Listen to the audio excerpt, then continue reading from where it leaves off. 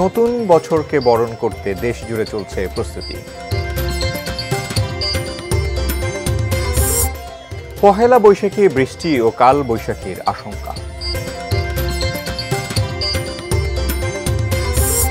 এবং নাটোরে আদালতের গ্রিল কেটে ৩৭ লাখ টাকা সহ গুরুত্বপূর্ণ আলামত চুরি।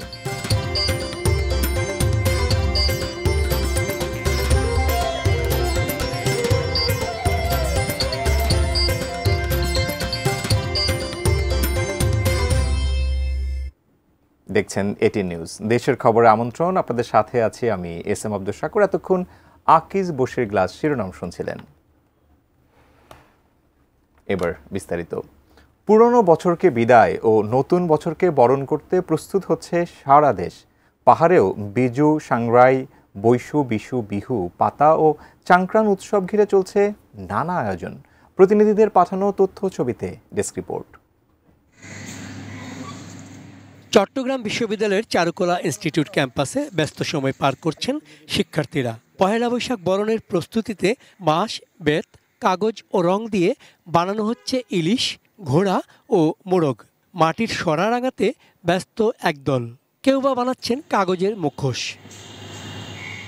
বর্ষবরণের আয়োজনে আবহমান বাংলাকে তুলে ধরার প্রয়াস রাজশাহী বিশ্ববিদ্যালয়ের আয়োজকদের।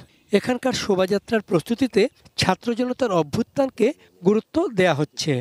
২৪-এর ছাত্র জনতার বিপ্লবকে ধারণ করে আমাদের এবার মোটিভগুলো নির্মিত হচ্ছে। ফিলিস্তিনিতে যে মানব বিপর্যয় ঘটছে সেটারও প্রতিচ্ছবি এই শোভাযাত্রার মধ্যে প্রতিস্থাপিত হবে। পাশাপাশি চারুকলার এই পলাশ তলায় আপনার একটা ইনস্টলেশন আর্ট হবে। বর্ষবরণের সকালে জাতীয় সঙ্গীত ও বৈশাখের গানের পর সিলেট সার্কিট হাউস থেকে শোভাযাত্রা বের হবে। পরে ব্লুবার্ড স্কুল অ্যান্ড কলেজ প্রাঙ্গণে সাংস্কৃতিক অনুষ্ঠান। বাদ যাচ্ছে না বৈশাখী মেলা এবং চিত্রাঙ্কন ও রচনা প্রতিযোগিতাও। জেলা নাট্য পরিষদ ও শ্রুতিসহ বিভিন্ন সাংস্কৃতিক সংগঠনেরও নানা আয়োজন থাকবে। বান্দরবনে বর্ষবরণের সবচেয়ে বর্ণিল উৎসব মারমা সম্প্রদায়ের সাংগ্রাই। সপ্তাহব্যাপী এই উৎসবের অন্যতম আকর্ষণ তরুণ তরুণীদের পানি খেলা। সাংগ্রাইয়ের জন্য নতুন পোশাক কেনা আর বাড়িঘর ও মন্দির সাজানো নিয়ে ব্যস্ত মারমা পাড়াগুলো। এবছর আমরা খুবই এক্সাইটেড, একদম ভীষণ খুশি। সেটা হচ্ছে যে এবছর আমরা খুব ধুমধামভাবে সেটি পালন করতে পারবো অ্যান্ড অনেক মজা হবে। আর এমনিতে আমাদের সাংগ্রার সময় পানি খেলা হয়, আর সন্ধ্যাবেলা নাচ গান, সাংস্কৃতিক অনুষ্ঠান, বিভিন্ন খেলা হয়। আর রাতে আমরা সারা রাত জেগে পিঠা তৈরি করি, সেটা সকালে বিহারে দেওয়ার জন্য।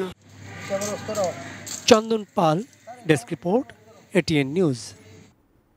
মারমা সম্প্রদায়ের বর্ষবরণ সাংগ্রাই আর বাঙালির পহেলা বৈশাখ, এই উৎসবকে ঘিরে বান্দরবান হয়ে উঠেছে আনন্দময়। পাড়ায় পাড়ায় চলছে বর্ষবরণের নানা প্রস্তুতি। বান্দরবান শহরের উজানিপাড়া বৌদ্ধ মন্দির থেকে বর্ষবরণ প্রস্তুতির বিস্তারিত জানিয়েছেন বান্দরবান প্রতিনিধি মিনারুল হক।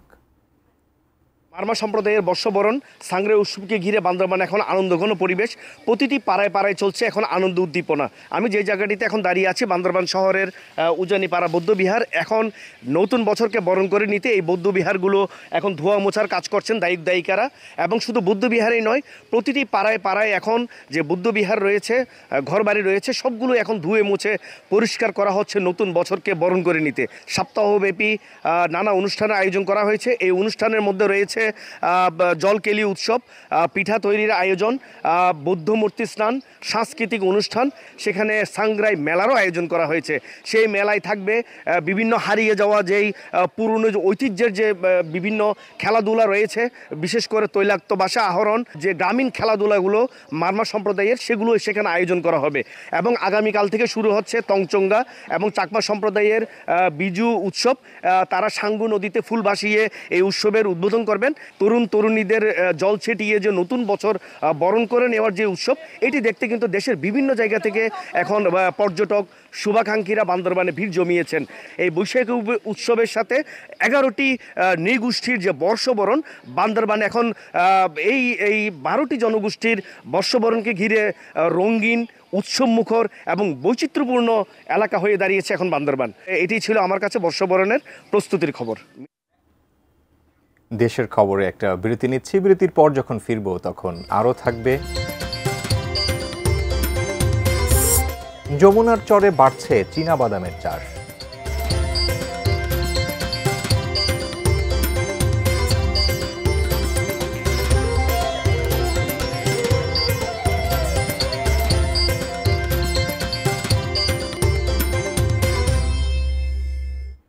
বিরতির পর দেশের খবরে আরও একবার স্বাগত জানাচ্ছি। ধন্যবাদ আমাদের সঙ্গে থাকার জন্য। পহেলা বৈশাখের আয়োজন নিয়ে রমনার বটমূলে ছায়ানটের ব্রিফ চলছে। আমরা সরাসরি চলে যাচ্ছি সেখানে। নির্বাচিত সদস্যরা মঞ্চ সহ সার্বিক সাজসজ্জার পরিকল্পনা করেছেন ছায়ানটের প্রাক্তনী সুজন চৌধুরী। ছায়ানটের স্থির প্রত্যয়ের যাত্রায় আপনাদের সকলের আন্তরিক সহযোগিতা কামনা করছি। সকলের মঙ্গল হোক, বাঙালির জয় হোক।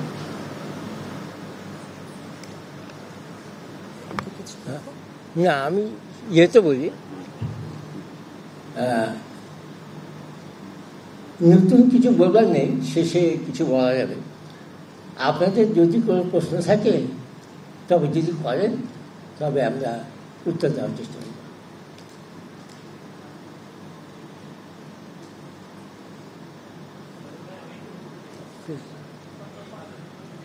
মাইক্রোফোনটা দেওয়া যায়? একটু মাইক্রোফোন দিন।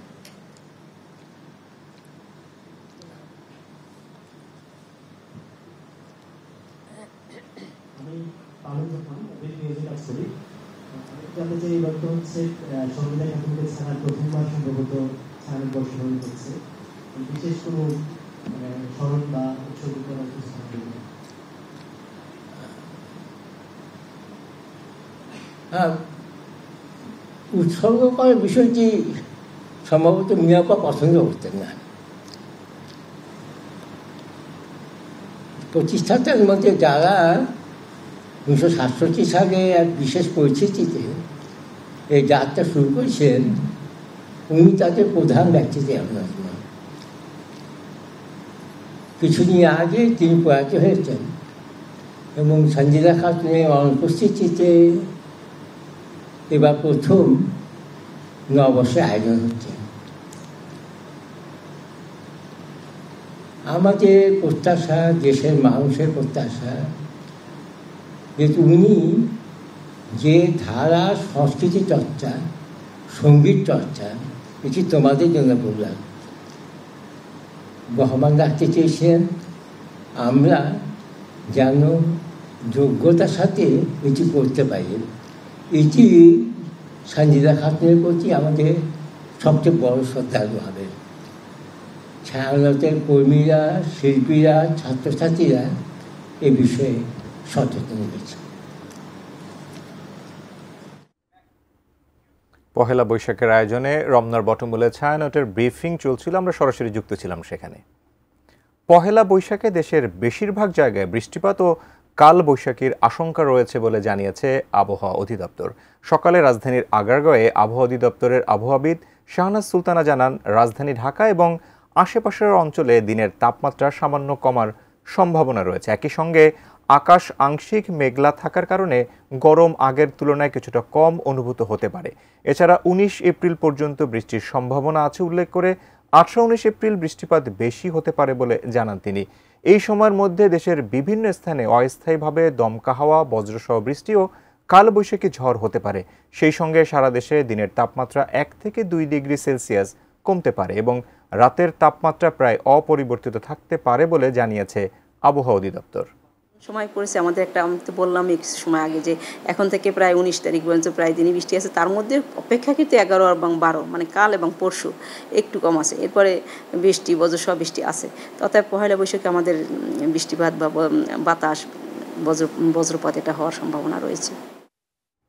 দেশের খবরে একটা বিরতি নিচ্ছি, ফিরছি খানিক বাদই, সঙ্গেই থাকুন।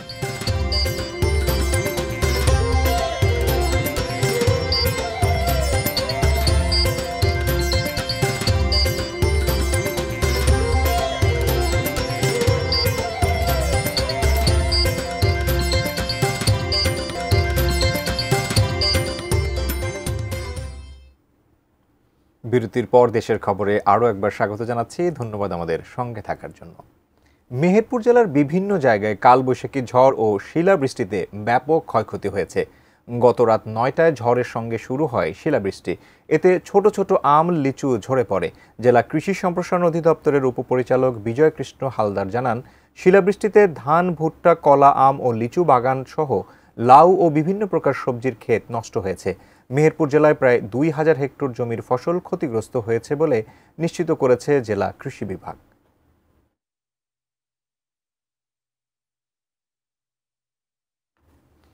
ঈদের পর স্বস্তি ফিরতে শুরু করেছে বাজারে। কিছু সবজির দাম বাড়তি থাকলেও কমেছে বেশিরভাগ সবজির দাম। কোথাও কিছুটা কম, কোথাও বাড়তি দামে বিক্রি হচ্ছে মুরগি। অপরিবর্তিত রয়েছে গরু ও খাসির দাম। ঈদের সময় সরবরাহ কম থাকায় ঢাকার বাজারে সবজির দাম ছিল চড়া। এ সপ্তাহে নামছে সে দাম, ফলে ক্রেতাদের মাঝেও কিছুটা স্বস্তি ফিরেছে। তবে নতুন সবজির দাম বাড়তি। সপ্তাহের ব্যবধানে ৩০ থেকে ৪০ টাকা পর্যন্ত কমে বেগুন, পটল, শসা ও ঢ্যাঁড়স বিক্রি হচ্ছে ৬০ থেকে ৭০ টাকা কেজিতে। করলা ৭০, মূলা ও পেঁপে বিক্রি হচ্ছে ৫০ টাকা কেজিতে। তবে বাজারে নতুন আসায় কাঁকরোল বিক্রি হচ্ছে ১৪০ থেকে ১৬০ টাকা কেজিতে। ঈদের সময় একটু বেশি ছিল বাজারটা, এখন বাজার আবার স্বস্তিতে আছে। নতুন যে সবজিগুলো আসছে এগুলো ৫-১০ টাকা বেশি আছে, এটা স্বাভাবিক। তুলনামূলক সবজির দাম কমে নাই। আমি পেঁপে কিনলাম ৮০ টাকা কেজি, কাঁচা পেঁপে ৮০ টাকা কেজি। বিক্রেতারা জানান, ঈদের সরবরাহ কম থাকায় অস্থিরতা ছিল, এখন পরিস্থিতি আবার স্বাভাবিক হয়ে আসছে। ঈদের একটু পূর্বে আগেই আপনার যারা সবজির দামটা তুলনামূলক একটু বেশি ছিল। বর্তমানে শসা হইলো ৫০ থেকে ৬০ টাকা কেজি, চিচিঙ্গা ৭০ থেকে ৮০ টাকা কেজি। ঈদের আগে মনে করেন আমরা শসা ১০০ টাকা বিক্রি করছি, এখন বর্তমানে ৫০-৬০ টাকা চলতেছে, তাহলে অনেক কমে গেছে। লেবু ১০০ টাকা ১২০ টাকা ছিল, এখন ৫০-৬০ টাকা হয়ে গেছে। গরুর মাংস ৮০০ টাকা কেজি আর খাসি হইলো ১৩০০ টাকা কেজি। রোজার ভিতরে অন্য অন্য বাজারে মার্কেটে মনে করেন ৮৫০ টাকা করে বিক্রি হয়েছে। হাতির পোলে গেলাম ঠিকই ৮০০ টাকা বিক্রি হয়েছে, এবার দাম বাড়ানো নেই। এদিকে কারওয়ান বাজারে প্রতি কেজি ব্রয়লার মুরগি ১৮০ ও সোনালী ২৮০ টাকা হলেও ১ কিলোমিটার দূরে হাতিরপুল বাজারে দাম দেখা গেছে ৩০ থেকে ৪০ টাকা বেশি। তবে অপরিবর্তিত রয়েছে গরু ও খাসির মাংসের দাম। Waliul Sakib, ATN news, Dhaka. বিএনপির ভারপ্রাপ্ত চেয়ারম্যান তারেক রহমানের নির্দেশনায় ঢাকা মহানগর উত্তর শাখার ছাত্রদলের সাবেক সহসভাপতি প্রয়াত জাকির হোসেন মিলনের পরিবারের সাথে সাক্ষাৎ করেছেন দলের ভারপ্রাপ্ত চেয়ারম্যানের মানবাধিকার বিষয়ক উপদেষ্টা, বিএনপির মিডিয়া সেলের সদস্য ব্যারিস্টার আবু সায়েম।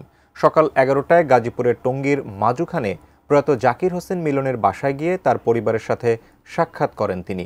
এ সময় তারেক রহমানের পক্ষ থেকে এই অসহায় পরিবারের পাশে আজীবন থাকার প্রত্যয় ব্যক্ত করেন আবু সায়েম। এছাড়া দেশমাতা ফাউন্ডেশনের মাধ্যমে মিলনের ২ কন্যা সন্তানের জন্য মাসিক শিক্ষাবৃত্তি অব্যাহত থাকবে বলেও জানান তিনি। ২০১৮ সালের ৬ মার্চ ঢাকায় জাতীয় প্রেস ক্লাবে এক অনুষ্ঠান থেকে ফেরার সময় জাকির হোসেন মিলনকে আটক করে আইন শৃঙ্খলা বাহিনী। ১২ মার্চ ঢাকা মেডিকেল কলেজ হাসপাতালে মারা যান মিলন। নাটোর আদালতের মালখানা সহ বিভিন্ন রুমের দরজা জানালার গ্রিল কেটে প্রায় ৩৭ লাখ টাকা সহ বিভিন্ন মামলার গুরুত্বপূর্ণ আলামত চুরি হয়েছে। আদালতের হাজতখানা ও মালখানা সহ আশেপাশে স্থাপিত সিসি ক্যামেরার ডিভাইসগুলো খুলে নিয়ে গেছে চোরেরা। নাটোরের পুলিশ সুপার আমজাদ হোসেন জানান, সকালে মালখানায় চুরির খবর পেয়ে তারা ঘটনাস্থল পরিদর্শন করেন। চোরেরা মালখানার প্রবেশ ফটকের তালা ভেঙে নগদ টাকাসহ সোনা ও রূপার কিছু গহনা নিয়ে যায়। তবে কী পরিমাণ আলামত খোয়া গেছে সেটি তাৎক্ষণিকভাবে বলতে পারেননি তিনি। এছাড়াও আশেপাশের কয়েকটি কক্ষের লোহার গ্রিল কাটা এবং সেখানকার সিসি ক্যামেরাগুলোও নেই। এই ঘটনায় জিজ্ঞাসাবাদের জন্য ৩ জনকে পুলিশ হেফাজতে নেওয়া হয়েছে, তবে তদন্তের স্বার্থে পুলিশ তাদের পরিচয় জানায়নি। টাঙ্গাইলে যমুনার চরে বাড়ছে চীনাবাদামের চাষ।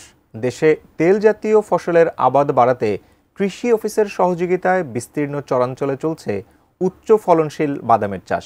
অল্প পরিচর্যায় ভালো ফলন আর লাভে কৃষকরাও বেশ আগ্রহী বাদাম চাষে।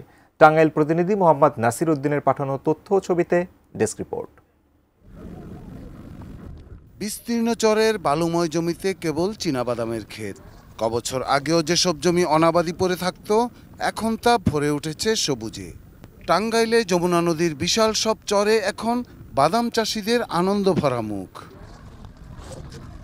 টাঙ্গাইল সদর, ভুয়াপুর ও নাগরপুর উপজেলা যমুনা নদী ঘেঁষা। এর মধ্যে সদর উপজেলায় সচারেক হেক্টরে বাদামের চাষ হলেও ভুয়াপুরে এর আবাদ অন্তত ২,০০০ হেক্টর জমিতে, আর প্রতি বছরই তা বাড়ছে।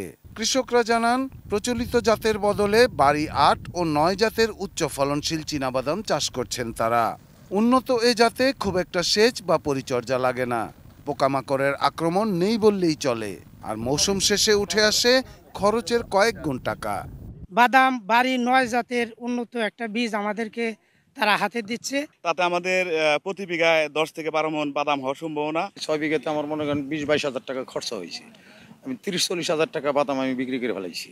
কৃষি কর্মকর্তারা জানান কৃষকের মাঠে উন্নত বাদাম বীজ উৎপাদন করে তা কৃষকের মাঝেই ছড়িয়ে দিচ্ছেন তারা। গতবার আমরা ১ হেক্টর জায়গায় করেছিলাম এবং সেখান থেকে পুরো বীজটাই আমরা এখানে রেখেছিলাম, সেই বীজটাই আবার আমরা এই মাঠেই কৃষকের মাধ্যমে আমরা ছড়িয়ে দিচ্ছি এবং এবার আমরা পুরো বীজটাই রাখবো। এই বীজটা রাখলে কৃষক তাদের কোয়ালিটি বীজ পাবে। আমরা যে কোয়ালিটি সিড প্রোডাকশন করি সেই সিড প্রোডাকশন আমরা বিএডিসিকে দিয়ে দিই, বিএডিসি এটাকে মাল্টিপ্লাই করে কৃষক লেভেল পর্যন্ত দিয়ে দেয়। ভোজ্য তেলের আমদানি নির্ভরতা কমাতেই তেল জাতীয় ফসল চাষে উৎসাহিত করা হচ্ছে কৃষকদের, জানালেন এই কৃষি বিজ্ঞানী। বাংলাদেশ তৈলবীজে যথেষ্ট ঘাটতি আছে এবং আমরা আমদানি নির্ভর, সেই জন্য আমাদের চেষ্টা হলো অন্য যে সকল জমিতে অন্যান্য ফসল চাষ না হয় সেই সকল জমিকেও ব্যবহারের আওতায় আনা। Shahidul Rana, desk report, ATN news. শেষ করব দেশের খবর, তার আগে আকিজ বসে গ্লাস শিরোনামগুলো জানিয়ে দেব আরও একবার।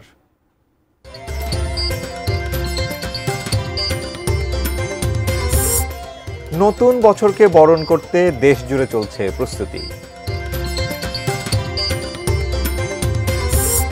পহেলা বৈশাখে বৃষ্টি ও কাল বৈশাখীর আশঙ্কা। নাটোরে আদালতের গ্রিল কেটে ৩৭ লাখ টাকা সহ গুরুত্বপূর্ণ আলামত চুরি। এবং যমুনার চরে বাড়ছে চীনাবাদামের চাষ।